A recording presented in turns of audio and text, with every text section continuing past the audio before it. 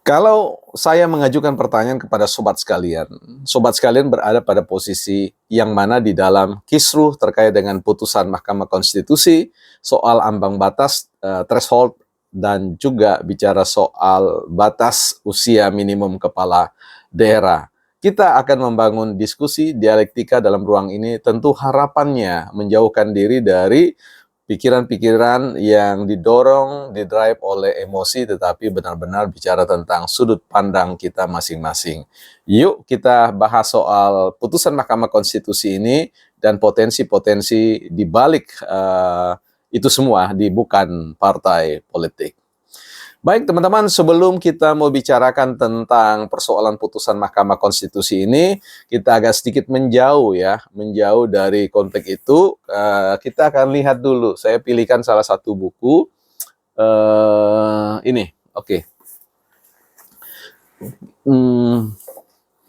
Soal birokrasi, ini layernya saja ya, kita akan lihat nanti. Nah, di tangan saya ada satu buku yang namanya Harmonic Wealth ya.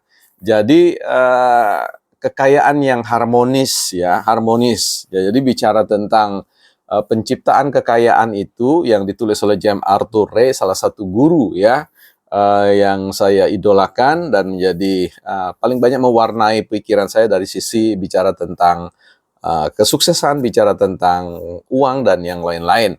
Nah, bicara tentang harmonic wealth ini, bahwa untuk orang mencapai pada level kesuksesan, perlu ada sinergi antara apa yang disebut dengan keuangan, kemudian relasi, mental, fisik, dan spiritual. Jadi teman-teman bisa baca. Terganggunya salah satu fungsi ini, dimensi ini akan mengganggu secara keseluruhan. Jadi ini sama saja dengan bicara tentang, kalau bicara tentang filsafat organisasi atau filsafat organ, maka kita akan bicara terganggunya salah satu organ vital di dalam tubuh kita, misalkan jantung, akan mempengaruhi semua tatanan ya, metabolisme tubuh kita dan seterusnya. Begitu juga kalau ginjal sakit, ya semuanya akan sakit.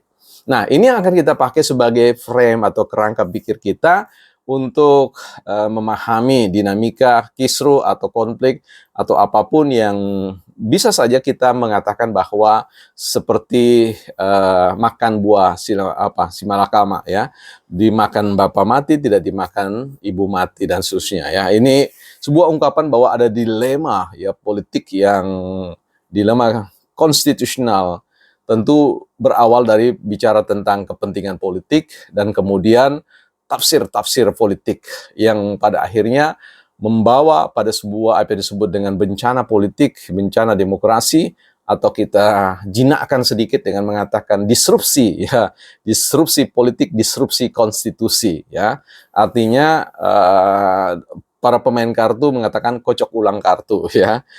Di sini satu hal yang perlu saya tekankan terlebih dahulu.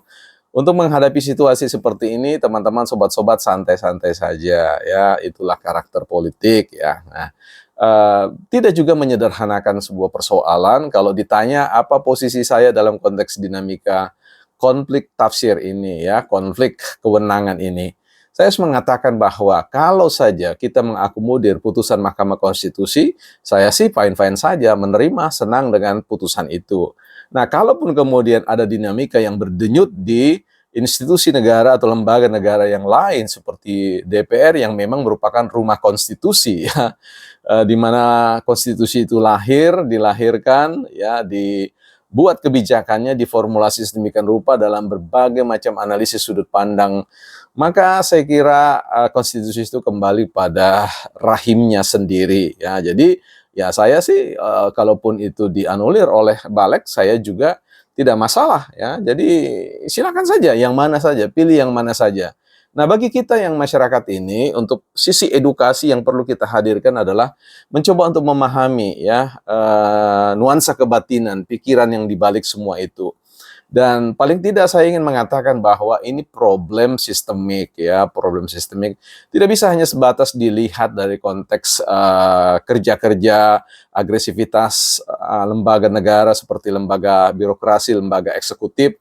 Ya, nanti kita akan bahas memahami bagaimana birokrasi ya. Nanti kita akan lihat itu satu-satu teman-teman.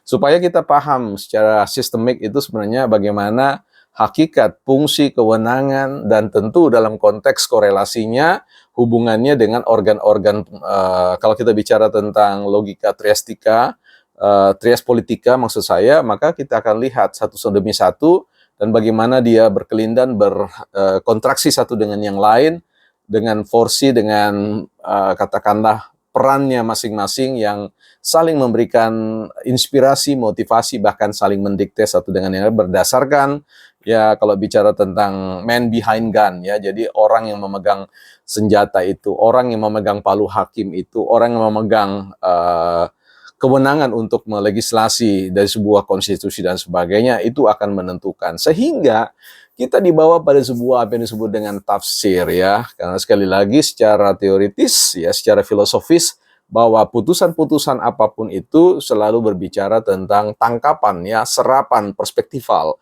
Serapan perspektifal itu adalah sudut pandang seseorang. Jadi kita harus tahu bahwa dalam konteks hal ini, memahami dinamika putusan Mahkamah Konstitusi soal threshold dan juga batas usia itu harus dilihat ke belakang, jangan dilihat pada saat itu. Jadi ada sebuah ketegangan politik, ada sebuah bias politik, ada sebuah retak-retak politik yang kemudian harus kita telusuri dari awal sehingga kita wise dalam memahami persoalan ini. Ya, buat saya sekali lagi, saya berada pada satu posisi, kita fokus saja pada persoalan, bukan membahas, membenarkan satu pihak dan sebagainya, melihat dalam sebuah kerangka yang lebih besar atau perspektif, ya katakanlah sistemik, untuk melihat kewenangan-kewenangan itu, fungsi-fungsi organ-organ pemerintahan itu yang dikondisikan dengan satu situasi politik yang memang suhunya panas sehingga sedikit saja tersentuh, terbakar habis dan bisa meledak dan sebagainya.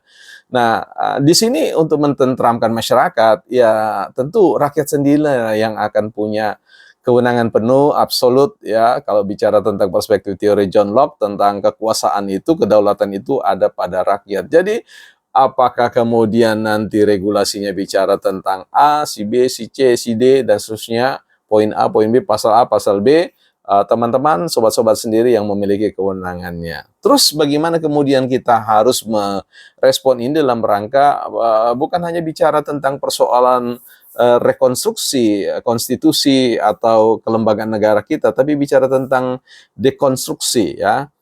Bicara tentang bagaimana kita ada pada satu titik, ya, titik optimal dalam konteks implementasi, formulasi dan implementasi tafsir konstitusi itu yang harus diurut kembali, ditata ulang, karena kita sudah masuk fase yang saya sebut tadi, fase disruptif, fase gangguan yang luar biasa, sehingga semua orang dipaksa untuk menghadirkan perspektif-perspektif mereka, menyumbang pikiran-pikiran mereka untuk kemudian bisa merumuskan kembali persoalan tatanan konstitusi kita berkaitan dengan persoalan pilkada atau pilpres.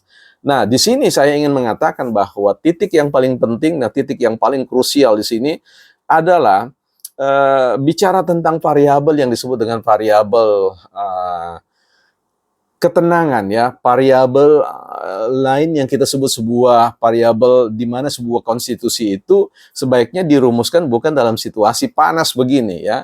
Saya kira tidak sepenuhnya juga Mahkamah Konstitusi, walaupun dengan saya mau bilang jangan mengedepankan wah kami punya kewenangan, kami punya kewenangan. Otoritas posisi, otoritas fungsi yang dimiliki itu juga harus dievaluasi berdasarkan situasi yang kemudian melatari atau bicara tentang konteks di mana kewenangan dan fungsi itu ingin diimplementasikan atau dijalankan.